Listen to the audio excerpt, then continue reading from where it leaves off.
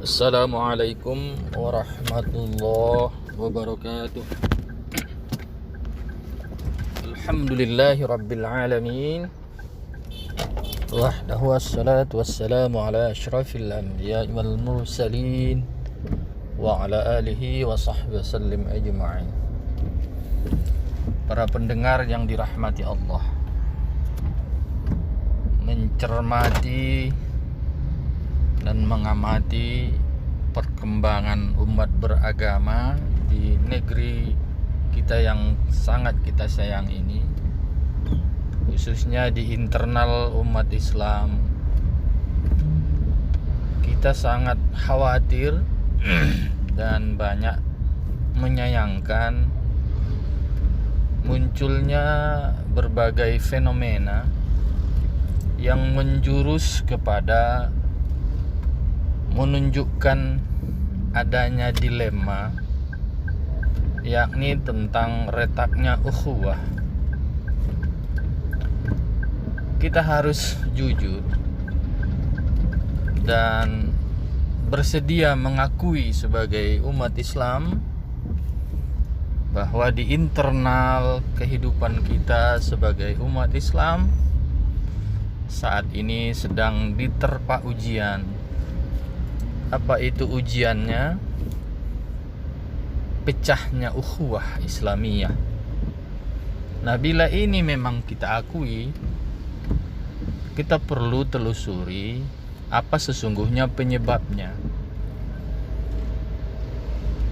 Dari berbagai analisis, dari berbagai pantauan, dan juga menelusuri berbagai pendapat para ahli, utamanya para akademisi, bahwa penyebab terpecahnya ukhuwah Islamiyah itu adalah terlalu jauh diseret agama kepada kepentingan yang bersifat pragmatis dan juga bersifat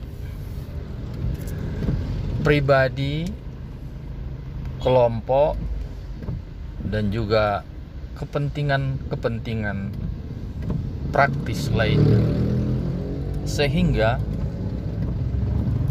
permusuhan, pertikaian muncul bukan saja dalam aspek khilafiyah, tapi sudah menyucuk ke dalam berbagai sendi kehidupan sosial yang menyeret ukhuwah Islamiyah itu sendiri. Nah, kali ini saya ingin memberi sebuah pemahaman bahwa sesungguhnya akar dari persoalan retaknya ukhuwah itu tidak lain adalah menipisnya pemahaman kita terhadap ajaran Islam itu sendiri. Kenapa saya katakan demikian? Saya teringat ketika masih belajar di pondok dulu, bahwa ada seorang ustadz saya, beliau mengatakan, la dina liman la a'lalah. Tidak ada kehidupan beragama yang baik dan yang mantap ketika dalam proses beragama itu tidak berperan akal cerdas.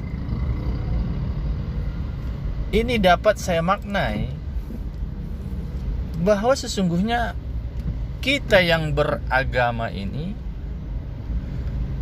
belum dapat memahami mana ajaran, mana tuntunan yang muncul dari wahyu dan al-hadis, mana pemahaman para faqih atau fuqaha,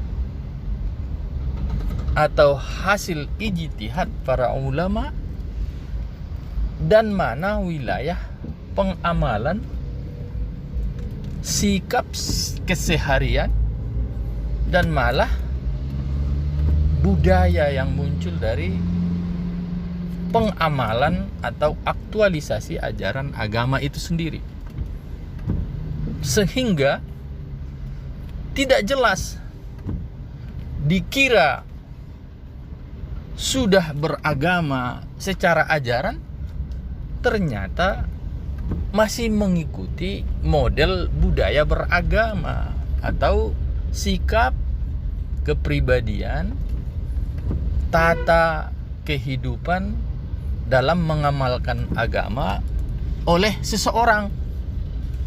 Jadi dikira itulah agama yang hakiki. Ini yang pertama. Yang kedua, ada agama secara pemahaman. Ajaran agama yang dimunculkan ke permukaan sesungguhnya itu adalah pemahaman terhadap teks ajaran itu sendiri. Nah, oleh karena itu ketika muncul pemahaman, itu pasti terjadi perbedaan antara ulama A, ulama B, dan seterusnya. Kenapa? Karena ayat Al-Quran itu sendiri ada proses sosiologis turunnya, ada asbabun nuzulnya. Dalam konteks asbabun nuzul dan memahami konteks, nah, kadang di sini bisa memunculkan terjadinya perbedaan pemandangan, perbedaan pemahaman. Nah, apalagi dalam ayat Al-Quran ada yang mutasyabihat, ada yang muhkamat. Kalau yang muhkamat, ya itu tidak jadi persoalan karena sangat mudah memahaminya.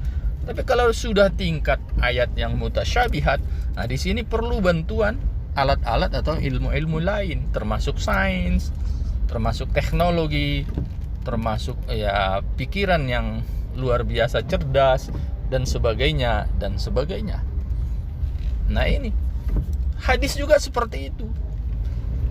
Rasulullah SAW mengeluarkan hadis, baik ia perkataan, perbuatan, dan takrir sikap yang ditunjukkan oleh baginda Rasulullah, itu tidak bisa lepas dari proses sosiologis.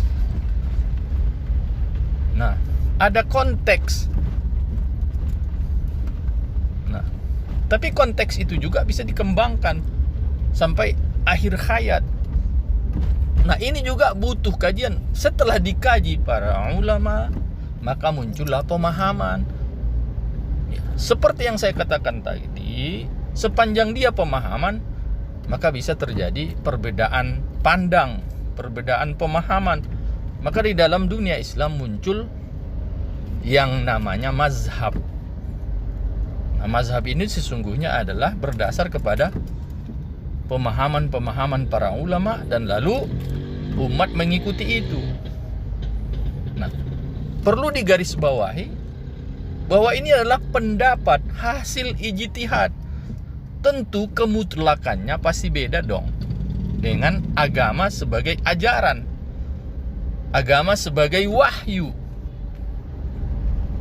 Nah, oleh karena itu kita umat Islam perlu lebih cerdas supaya mengkaji dan mendudukkan mana ajaran, mana wahyu, mana teks yang sangat sakral itu,